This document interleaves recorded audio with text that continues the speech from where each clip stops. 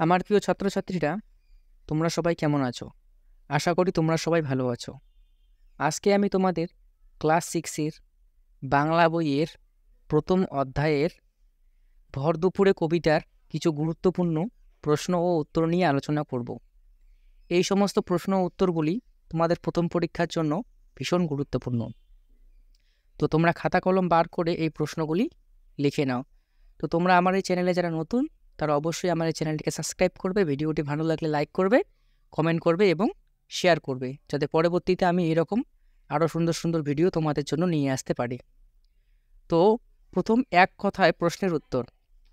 1 নম্বর প্রশ্নটি হচ্ছে, নীরেন্দ্রনাথ চক্রবর্তীর জন্ম কোথায়? উত্তর হবে বাংলাদেশের ফরিদপুর জেলায়। এরপর 2 নম্বর প্রশ্ন হচ্ছে, তার লেখা দুটি কাব্যগ্রন্থের নাম কি? উত্তর হবে নীল নির্জন আর অন্ধকার বারান্দা। এরপর 2 নিচের প্রশ্নগুলির একটি বাক্যে উত্তর দাও। প্রথম প্রশ্নটি হচ্ছে, অশ্বত্থ গাছকে পতিতজনের ছাতা বলা হয়েছে কেন? এখানে উত্তর হবে, ছাতার মতো অশ্বত্থ গাছটি পতিতজনদের রোদ বৃষ্টি থেকে রক্ষা করে, তাই তাকে পতিতজনের ছাতা বলা হয়েছে।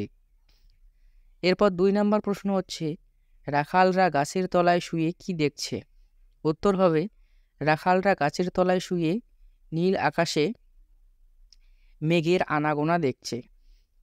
এরপর 3 নম্বর প্রশ্ন, নদীর ধারে কোন দৃশ্য কবিতায় ফুটে উঠেছে? উত্তর হবে, নদীর ধারে শুকনো খড়ের আটি বোঝাই করা একটা বড় নৌকা বাঁধা আছে, কবিতায় এই দৃশ্য ফুটে উঠেছে।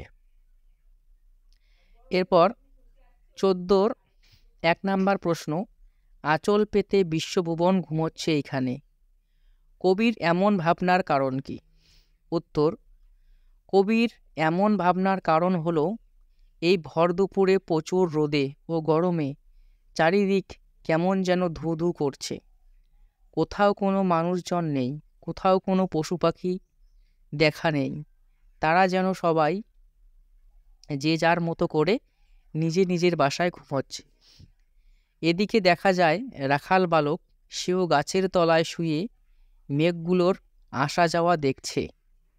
আবার নদীর ধারেও দেখা যায় শুকনো খড়ের আটি বোঝাই করে নৌকাটিতে রেখে যেন তারা কোথাও গিয়ে বিশ্রাম নিচ্ছে।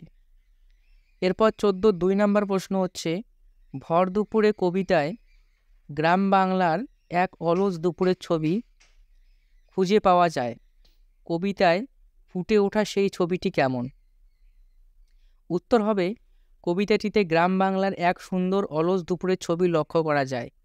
এই ভর দুপুরে ও প্রচুর গরমে মাঠে ঘাটে কোথাও কোনো লোকজন নেই, তারা যেন যে যার মতো করে ঘরে ঘুমোচ্ছে।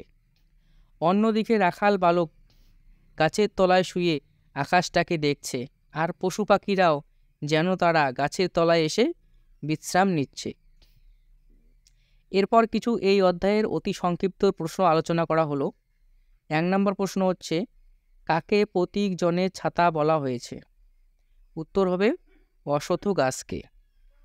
এরপর 2 নম্বর প্রশ্ন হচ্ছে, কে আকাশটাকে ছুঁয়ে যায়? উত্তর হবে, মেঘগুলো আকাশটাকে ছুঁয়ে যায়। এরপর 3 নম্বর প্রশ্ন, খোলের মধ্যে কি বোঝাই করা আছে?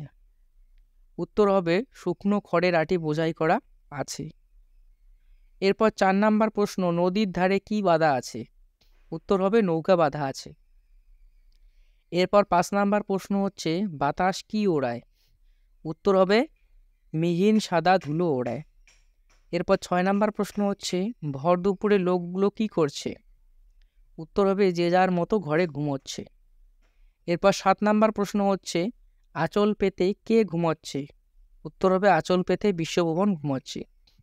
তো আমার প্রিয় ছাত্রছাত্রীরা, এই ছিল আজকের তোমাদের ক্লাস 6 বাংলা বইয়ের প্রথম অধ্যায়ের কিছু গুরুত্বপূর্ণ প্রশ্ন ও উত্তর। তো ভিডিওটি তোমাদের যদি ভালো লাগে, তো অবশ্যই আমাকে কমেন্ট করে জানাবে।